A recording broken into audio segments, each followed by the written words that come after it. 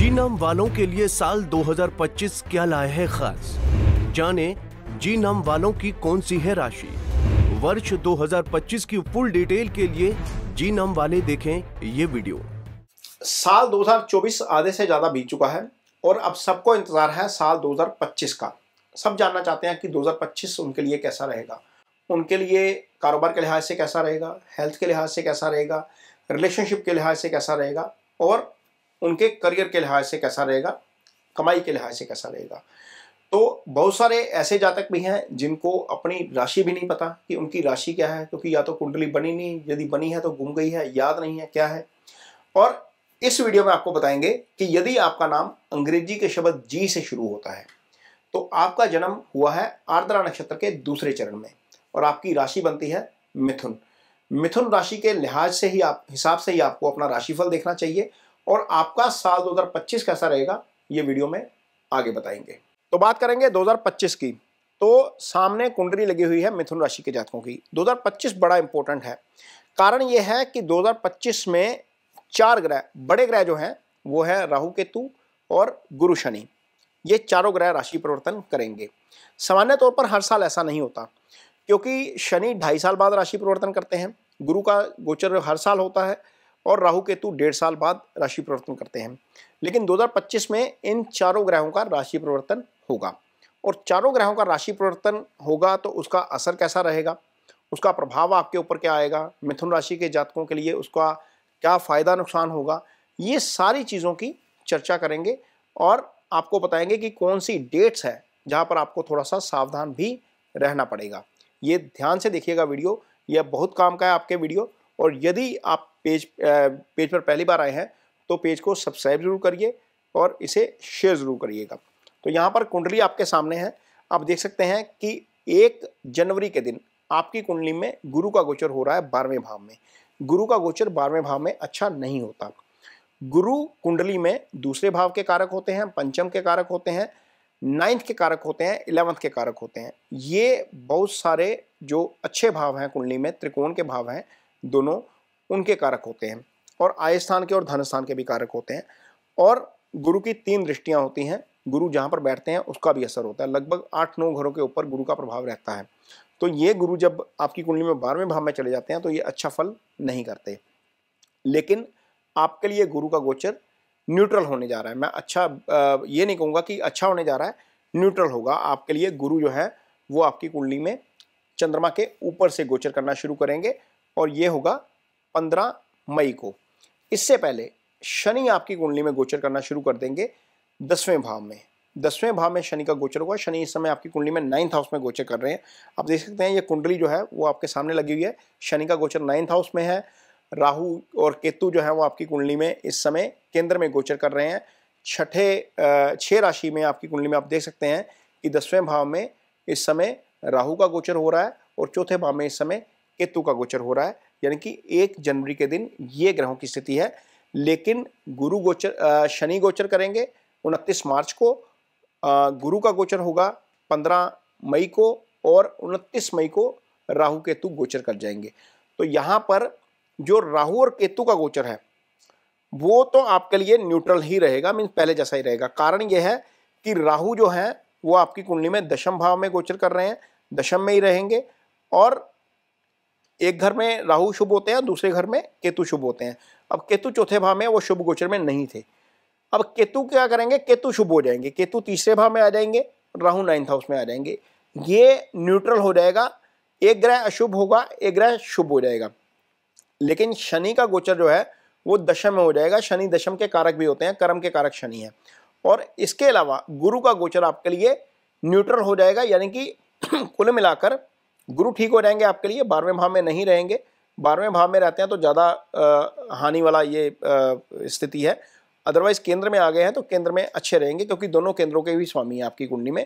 तो गुरु केंद्र में आ जाएंगे, दूसरा शनि दशम में आएंगे और केतु आपके तीसरे के लिए गोचर जो है वो अच्छा हो जाएगा। अब कैसे अच्छा होगा, क्या प्रभाव होगा, इस पर चर्चा करते हैं। तो सबसे पहले तो जब गुरु केंद्र में आएंगे 15 मई के बाद की ये तिथि है, आपको डेफिनेटली पंचम भाव से संबंधित अच्छे फल मिलेंगे। पंचम भाव क्या होता है? पंचम भाव आपका बुद्धि विवेक का भाव होता है, क्योंकि गुरु की दृष्टि आप देखिए यहाँ पर कहाँ जा रही है, गुरु की दृष्टि आपके पंचम के ऊपर जा रही है। पंचम आपका बुद्धि विवेक का भाव होता है, पंचम आपकी संतान का भाव होता है, पंचम से हम हायर एजुकेशन देखते हैं, पंचम से इजी गेंस आता है, पैसा भी यहीं से आता है, इजी गेंस जो आता है लाइफ में वो पंचम से आता है। तो गुरु की इस दृष्टि के कारण आपको इन चारों एरियाज ऑफ लाइफ में डेफिनेटली फायदा होगा। संतान पक्ष से अच्छी खबर आ सकती है, यदि आप स्टूडेंट हैं तो डेफिनेटली आप हायर स्टडीज़ के लिए जाएंगे तो गुरु आपकी वहाँ पर हेल्प करेंगे। ये वही समय होता है 15 मई के आसपास का, जब एडमिशन्स चल रही होती हैं कॉलेजेस में, और उस समय डिज़ायर जो है यूनिवर्सिटी या डिज़ायर्स कॉलेज में एडमिशन सबसे बड़ा टास्क होता है। तो यहाँ पर गुरु डेफिनेटली आपकी हेल्प करने जा रहे हैं। यदि आपके घर में संतान नहीं है तो संतान की प्राप्ति भी गुरु इस साल 15 मई के बाद डेफिनेटली करवा देंगे, क्योंकि पंचम एक्टिवेट होने जा रहा है। यहाँ पर गुरु जब बैठेंगे चंद्रमा के ऊपर से जाएंगे तो सप्तम दृष्टि से आपके 7th हाउस को देखेंगे। पार्टनर के साथ आपका तालमेल डेफिनेटली बेटर रहेगा। यदि शादी नहीं हुई है तो शादी हो सकती है, क्योंकि पंचम रिश्ते का भाव होता है, एंगेजमेंट पंचम भाव से देखी जाती है, सप्तम आपका जो है वो शादी का भाव होता है। तो शादी भी हो सकती है और संतान भी हो सकती है। ये मिथुन राशि के जातकों के लिए गुरु के प्रभाव का असर रहेगा आपकी कुंडली में 15 मई के बाद। अब देखिए, गुरु की एक 9th दृष्टि होती है जो गुरु के 9th हाउस पे जा रही है। गुरु उन दोनों भावों को देख रहे हैं जिनके गुरु कारक हैं, 9th हाउस को भी देख रहे हैं। 9th हाउस भाग्यस्थान होता है, यानी कि कोई भी प्रोजेक्ट, कोई भी काम, कोई भी कारोबार आप नया करेंगे तो 15 मई के बाद डेफिनेटली आपको उसका बहुत अच्छा रिजल्ट मिलने जा रहा है। कैसे? क्योंकि गुरु 9th हाउस को एक्टिव कर देंगे। जब आपका भाग्य आपका साथ देता होता है तो आपकी मिट्टी सोना बनती है, ये आपने सुना होगा। लेकिन ऐसी स्थिति तब पैदा होती है जब गुरु की ब्लेसिंग्स मिलती हैं, जब आपकी दशा अच्छी चल रही होती है और गुरु का गोचर उसमें अच्छा आ जाता है। तो गुरु का गोचर डेफिनेटली अच्छा होने जा रहा है। आपको 15 मई के बाद आपके डिजायर्ड रिजल्ट डेफिनेटली मिलेंगे। जिस भी काम में आप हाथ डालेंगे वहां पर आपको सफलता मिलती हुई नजर आएगी। यहाँ पर यह गुरु का प्रभाव रहेगा। अब 2 वो डेट्स नोट करिए जहां पर आपको सावधान रहना है खास तौर पर, और ये डेट्स इस काम के लिए जहां पर आपका कारोबार जुड़ा हुआ है, जहां पर आपकी नौकरी जुड़ी हुई है, जहां पर आपका कोई भी बिजनेस जुड़ा हुआ है। कारण यह है कि जब 29 मार्च को गुरु शनि राशि परिवर्तन करेंगे तो वो आपकी कुंडली में आ जाएंगे 10वें स्थान पे। यहां पर ऑलरेडी राहु का गोचर हो रहा है, यानी कि शनि और राहु दोनों दशम में आ जाएंगे। ये स्थिति अच्छी नहीं है। यहां पर 29 मई तक रहेंगे राहु। ये युति जो रहेगी 29 मार्च से 29 मई तक रहेगी। ये राउंड आपको नजर आ रहा है यहाँ पर, देखिए चार्ट में, ये 2 महीने की स्थिति है। और जब ये कॉम्बिनेशन रहेगा, ऐसी स्थिति में कोई भी डील मत करिएगा जहां पर उधार वाला काम हो। कई बार ऐसा होता है कि आप कारोबार कर रहे हैं और पार्टी कहती है कि पैसे आ जाएंगे, आप माल भेज दीजिए। ऐसा मत करिएगा, वो पैसा फंस जाएगा आपका। कारोबारी फ्रंट पर चैलेंजेस फेस करने पड़ सकते हैं। यदि आपकी नौकरी है तो वहां पर चैलेंजेस फेस करने पड़ सकते हैं, क्योंकि शनि और राहु इस भाव को बैडली डिस्टर्ब कर रहे हैं। ये स्थिति अच्छी नहीं है। ये 2 महीने ज़रूर खास ध्यान रखिएगा, अदरवाइज यहाँ पर आपको नुकसान हो सकता है। कारोबार के लिहाज से सिर्फ है, अदरवाइज कोई ज़्यादा दिक्कत वाली बात नहीं है। कारोबार के लिहाज से भी और आपके मदर की हेल्थ के लिहाज से भी। इस अवधि में प्रॉपर्टी खरीदने जाएंगे तो वो प्रॉपर्टी भी आपके लिए फ़ायदेमंद साबित नहीं होगी। यहाँ पर भी आपको अड़चनों का सामना करना पड़ सकता है, क्योंकि चौथा भाव 3 पाप ग्रहों के प्रभाव में रहेगा। केतु यहाँ पर ऑलरेडी रहेंगे, राहु शनि की दृष्टि आ जाएगी सीधी, तो ये केंद्र के भाव हैं। ये पीस ऑफ माइंड डिस्टर्ब कर सकते हैं। यहाँ पर इन चीज़ों का ज़रूर ध्यान रखना है। ये स्थिति आपके लिए रहेगी। अदरवाइज बहुत सारे जातक जो इस समय मिथुन राशि के हैं, लगभग जिनकी उम्र 25 से 45 के आसपास की है, वो शनि की ही महादशा से गुजर रहे हैं।